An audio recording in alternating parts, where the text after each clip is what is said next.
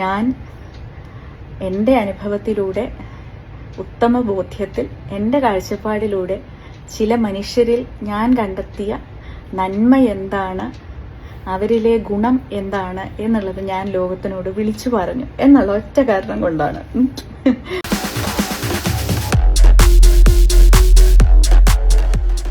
Hi, എല്ലാവർക്കും നമസ്കാരം. ഇന്ന് ഞാൻ ഇടുന്ന പോസ്റ്റ് എന്ന് പറഞ്ഞു കഴിഞ്ഞാൽ ദിവ്യ എസ് അയ്യരുടെ വിവാദ ഇൻസ്റ്റാഗ്രാം പോസ്റ്റിനെ കുറിച്ചുള്ളതാണ്. ദിവ്യ എസ് അയ്യരുടെ കുറേ അധികം വീഡിയോകൾ ഞാൻ ചെയ്തിട്ടുണ്ടെങ്കിലും ഇത് വിവാദം ഉണ്ടായിക്കഴിഞ്ഞുള്ള ഒരു വീഡിയോ ആണ്. കഴിഞ്ഞ ദിവസം, അതായത് 2 ദിവസം മുമ്പ്, ദിവ്യ എസ് അയ്യർ IAS തൻ്റെ ഇൻസ്റ്റാഗ്രാം പേജിൽ പോസ്റ്റ് ചെയ്ത ഒരു പോസ്റ്റ്, അതായത് മുഖ്യമന്ത്രിയുടെ പ്രൈവറ്റ് സെക്രട്ടറി ആയിരുന്ന KK രാഗേഷിനെ കണ്ണൂർ CPM ജില്ലാ സെക്രട്ടറി ആയിട്ട് തിരഞ്ഞെടുത്തതിനെ അനുമോദിച്ചുകൊണ്ട് ദിവ്യ എസ് അയ്യർ തൻ്റെ ഇൻസ്റ്റാഗ്രാം പേജിൽ ഇട്ട പോസ്റ്റാണ് ഈ കാണിക്കുന്നത്.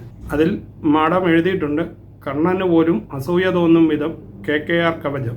അതിന് താഴെയായി, ഈ കഴിഞ്ഞ 3 വർഷങ്ങൾ അദ്ദേഹത്തിൻ്റെ ഔദ്യോഗിക ജീവിതം മുന്നിൽ നിന്ന് വീക്ഷിച്ച എനിക്ക് ഒപ്പിയെടുക്കുവാൻ സാധിച്ച അനവധി ഗുണങ്ങളുണ്ട്. വിശ്വസ്തതയുടെ ഒരു പാഠപുസ്തകം, കഠിനാധ്വാനത്തിൻ്റെ ഒരു മഷിക്കൂട്ട് എന്ന് തുടങ്ങി മാഡം എഴുതിയിരിക്കുന്ന പോസ്റ്റിന് താഴെയായി ഇന്ന് 2-3 ദിവസമായി വളരെയധികം കമൻറ്റുകളും, കൂടാതെ തന്നെ യൂട്യൂബ് ചാനലുകളിലും ഏഷ്യാനെറ്റ് പോലെയുള്ള ചാനലുകളിൽ പോലും ചർച്ചയായ ഒരു വിഷയമാണ് ദിവ്യ എസ് അയ്യർ തൻ്റെ ഔദ്യോഗിക പദവി ദുരുപയോഗം ചെയ്ത് സാധാരണ ഒരു പാർട്ടിയുടെ സെക്രട്ടറി സ്ഥാനത്തിനെ അനുമോദിച്ചുകൊണ്ടുള്ള പോസ്റ്റ് എന്ന അടിക്കുറിപ്പ്. സത്യം പറഞ്ഞു കഴിഞ്ഞാൽ ഇത് കാണുമ്പോൾ എനിക്ക് തോന്നിയൊരു കാര്യം, മാഡം ഒഫീഷ്യലായോ അല്ലാതെ തൻ്റെ ഔദ്യോഗിക കുറിപ്പുകളിലോ ഒന്നുമല്ല ഈ പോസ്റ്റ് ഇട്ടിരിക്കുന്നത്. അവർ തൻ്റെ പേഴ്സണലായ ഇൻസ്റ്റാഗ്രാം പേജിൽ അപ്ലോഡ് ചെയ്തിരിക്കുന്ന ഒരു പോസ്റ്റാണ്. പക്ഷേ ഇന്നത് വിവാദമായിരിക്കുകയാണ്. ശരിക്കും യൂത്ത് കോൺഗ്രസ്സുകാരും കെ മുരളീധരനും ഒക്കെ ഇത് പറഞ്ഞ് മുഖ്യമന്ത്രിയെ താങ്ങി എഴുതിയിരിക്കുകയാണ് എന്ന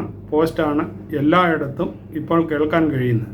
ഓൾറെഡി ദിവ്യ എസ് അയ്യർ മുഖ്യമന്ത്രിയുമായിട്ട് നല്ല സൗഹൃദത്തിലൊരു വ്യക്തിയാണ്. അവരുടെ ഭർത്താവ് ഒരു കോൺഗ്രസ്സുകാരനായിരിക്കാം. പക്ഷേ അത് പറഞ്ഞ് അവർ കോൺഗ്രസിനെ മാത്രം സപ്പോർട്ട് ചെയ്യുന്ന പോസ്റ്റുകൾ ഇടാവൂ എന്ന് നിർബന്ധമൊന്നുമില്ലല്ലോ. അങ്ങനെയാണെങ്കിൽ ഇവരുടെ ഒരു പോസ്റ്റ് ഇതിനു മുമ്പ് തന്നെ അപ്ലോഡ് ചെയ്തിട്ടുണ്ടായിരുന്നു. ഞാനും വീഡിയോ ഇട്ടിരുന്നതാണ്, ശശി തരൂരിൻ്റെ കൂടെയുള്ള ഒരു വീഡിയോ. അപ്പോൾ കമ്മ്യൂണിസ്റ്റുകാർക്കും അത് പറഞ്ഞ് ഇൻക്ലാബ് വെച്ചാൽ മതിയല്ലോ എന്നാണ് എനിക്ക് തോന്നുന്നത്. പക്ഷേ ഇതിപ്പോൾ അവർ ഒരു പാർട്ടി സെക്രട്ടറിയെ അനുമോദിച്ചുകൊണ്ട് അവരുടെ ഇൻസ്റ്റാഗ്രാമിലിട്ട ഒരു പോസ്റ്റിനെയാണ് ഇത്ര വിവാദമാക്കുന്നത്. അവർ അതിന് മറുപടിയായി തന്നെ ഡയറക്റ്റ് അല്ലെങ്കിലും മറ്റൊരു പോസ്റ്റ് കൂടി ഇതിനോടൊപ്പം തന്നെ അടുത്ത ദിവസങ്ങളിൽ അപ്ലോഡ് ചെയ്തിട്ടുണ്ടായിരുന്നു. അതിൻ്റെ കുറച്ച് ഭാഗങ്ങളും നമുക്കൊന്ന് കണ്ടു നോക്കാം. എല്ലാവരും അപ്പമ്മ കാരണമാണെന്ന് ചിലപ്പോൾ പറയാൻ തോന്നുന്നു. കുട്ടിക്കാലത്ത് ഇങ്ങനെ നല്ല വാക്കുകൾ മാത്രം പറയുക, നല്ല കാര്യങ്ങൾ മാത്രം ചെയ്യുക, ആരെയും അധിക്ഷേപിക്കരുത്, 4 ആളുടെ മുന്നിൽ വെച്ച് ആരെയും അപമാനിക്കരുത്, നമ്മൾ കാരണം ആരും ഒരു മനുഷ്യനും വേദനിക്കരുത്, മുതിർന്നവരെ എപ്പോഴും ആദരപൂർവ്വം വേണം നോക്കിക്കാണുവാനും ബഹുമാനപൂർവ്വം വേണം അവരോട് പെരുമാറുവാനും എന്നൊക്കെയുള്ള കാര്യങ്ങൾ ഇങ്ങനെ നമ്മുടെ നെഞ്ചിലേറുന്നത് വരെ ഇങ്ങനെ പറഞ്ഞ് മനസ്സിലാക്കി തരികയും അത് പ്രാവർത്തികമാക്കാൻ ഉള്ള ഒരു നിരന്തരമായിട്ടുള്ളൊരു ശ്രമം അവരുടെ ജീവിത വഴികളിൽ കാണുകയും ചെയ്തിട്ടുള്ള ഒരു ബാല്യകാലമാണ് ഉണ്ടായിട്ടുള്ളത്. അതുകൊണ്ട് തന്നെ ഇപ്പോഴും ആത്മാർത്ഥമായി അത് പ്രാവർത്തികമാക്കാൻ ഇക്കാലത്തോളം ഞാൻ ശ്രമിക്കുന്നുണ്ട് എന്ന് തന്നെയാണ് എൻ്റെ വിശ്വാസം.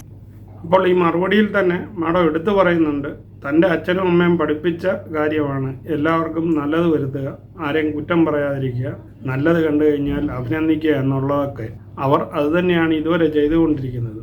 ശരിക്കും ഈ മാഡം ഒരു സ്റ്റേജിലോ ഒരാളുകളുടെ ഇടയിലോ നിൽക്കുന്നത് കണ്ടാൽ തന്നെ അറിയാം, എപ്പോഴും ചിരിച്ചുകൊണ്ടും എല്ലാവരോടും സ്നേഹത്തോടും കൂടി സംസാരിക്കുന്ന ഒരു വ്യക്തിയാണ്. അത് പാർട്ടിയെന്നോ അല്ല മതമെന്നോ ഒരു സെപ്പറേറ്റ് ഒന്നും ഇല്ലാത്ത വ്യക്തിയാണ് ദിവ്യ എസ് അയ്യർ. പക്ഷേ എന്നിരുന്നാലും എന്തുവരും അവരുടെ വായിൽ നിന്ന് ആർക്കെങ്കിലും സപ്പോർട്ട്, അതായത് അവരുടെ ഭർത്താവ് നിൽക്കുന്ന പാർട്ടിക്ക് എതിരായുള്ളവരുടെ കൂടെ നിൽക്കുന്നതോ പ്രത്യേകിച്ച് മുഖ്യമന്ത്രിയുടെ കൂടെ നിൽക്കുന്നതോ ആയ എന്തെങ്കിലും ഒരു പോസ്റ്റ് കണ്ടു കഴിഞ്ഞാൽ അതിനടിയിലൊക്കെ അവരെ ശക്തമായി വിമർശിച്ചുകൊണ്ടുള്ള ഒരു പോസ്റ്റാണ് സാധാരണയായി കാണുന്നത്. അതുതന്നെയാണ് അവർ ഈ വർത്തമാനത്തിലൂടെ പറയുന്നത്.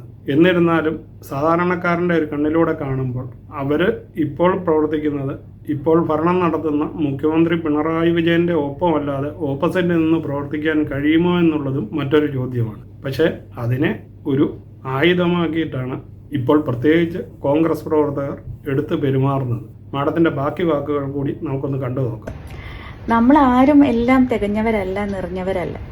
നമുക്ക് ചുറ്റുമുള്ള വ്യക്തികളിൽ എല്ലാവരിലും നന്മയുടെ വെളിച്ചമുണ്ടാകും. നമുക്കില്ലാത്ത അല്ലെങ്കിൽ നമുക്ക് പഠിക്കാവുന്ന ഒരുപാട് ഗുണങ്ങൾ അവരിലൊക്കെ ഉണ്ടായിരിക്കും. അതൊക്കെ കണ്ടെത്തുക എന്ന് പറയുന്നത് അത്ര വലിയ കാര്യമൊന്നുമല്ല, അത്ര പ്രയാസകരമായ കാര്യമൊന്നുമല്ല. ആ കണ്ടെത്തുന്ന നന്മകൾ നമ്മൾ ആ നന്മ പരത്തുക എന്ന് പറയുന്നത് അതിലും പ്രയാസം ഒന്നുമില്ല സത്യം പറഞ്ഞാൽ. അത് നാലാളോട് പറയുക എന്ന് പറയുന്നതിൽ വലിയ പ്രയാസമൊന്നും ഉണ്ടാവേണ്ടതല്ല. പക്ഷേ ഈ കഴിഞ്ഞ ഒരു 1.5 വർഷമായിട്ട് ഒരുപക്ഷെ ഏറ്റവും രൂക്ഷമായിട്ടുള്ള വാക്കുകളിലുള്ള വിമർശനവും അല്ലെങ്കിൽ കൈപ്പേറിയ ചില പ്രതികരണങ്ങളും ഒക്കെ എനിക്ക് ഏറ്റുവാങ്ങേണ്ടി വന്നിട്ടുള്ളത് എന്തിനാണെന്നോ, ഞാൻ എൻ്റെ അനുഭവത്തിലൂടെ, ഉത്തമ ബോധ്യത്തിൽ, എൻ്റെ കാഴ്ചപ്പാടിലൂടെ ചില മനുഷ്യരിൽ ഞാൻ കണ്ടെത്തിയ നന്മ എന്താണ്, അവരിലെ ഗുണം എന്താണ് എന്നുള്ളത് ഞാൻ ലോകത്തിനോട് വിളിച്ചു പറഞ്ഞു എന്നുള്ള ഒറ്റ കാരണം കൊണ്ടാണ്. എത്ര വിചിത്രമായ ലോകമാണെന്ന് എനിക്ക് ചിലപ്പോൾ ചിന്തിക്കേണ്ടി വരുന്നുണ്ട്. സത്യം പറഞ്ഞു കഴിഞ്ഞാൽ ഇവരുടെ ഈ വാക്കുകളും മുഖത്തെ ദുഃഖവും കാണുമ്പോൾ സോഷ്യൽ മീഡിയ ഉപയോഗിച്ച് ഇവരെ ഇങ്ങനെ സൈബർ അറ്റാക്ക് ചെയ്യുന്നതിൻ്റെ കാരണം എന്താണെന്ന് ഇപ്പോഴും മനസ്സിലാകുന്നില്ല. അവർ എന്ത് തെറ്റാണ് പ്രത്യേകിച്ച് ഔദ്യോഗിക പദവി വെച്ച് ദുരുപയോഗം ചെയ്തതെന്നും മനസ്സിലാകുന്നില്ല. കാരണം അവരവരുടെ സ്വന്തമായുള്ള ഒരു ഇൻസ്റ്റാഗ്രാം പേജിൽ അപ്ലോഡ് ചെയ്തതാണ്.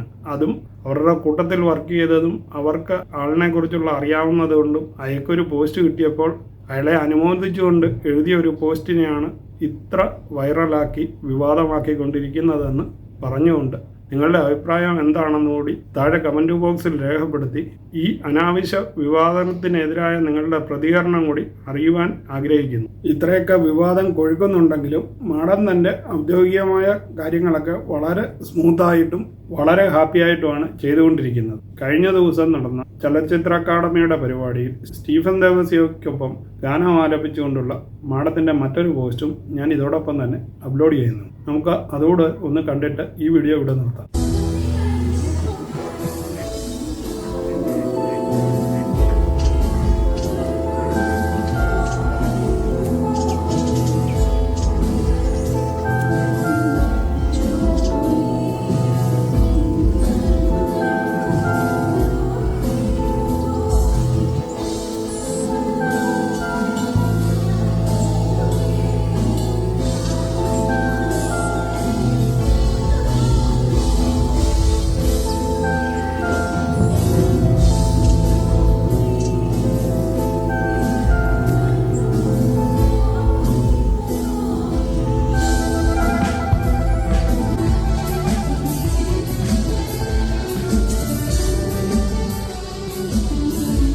ഈ വീഡിയോ നിങ്ങൾക്ക് ഇഷ്ടമായെങ്കിൽ ചാനൽ ലൈക്ക് ചെയ്യാനും സബ്സ്ക്രൈബ് ചെയ്യാനും മറക്കാതിരിക്കുക.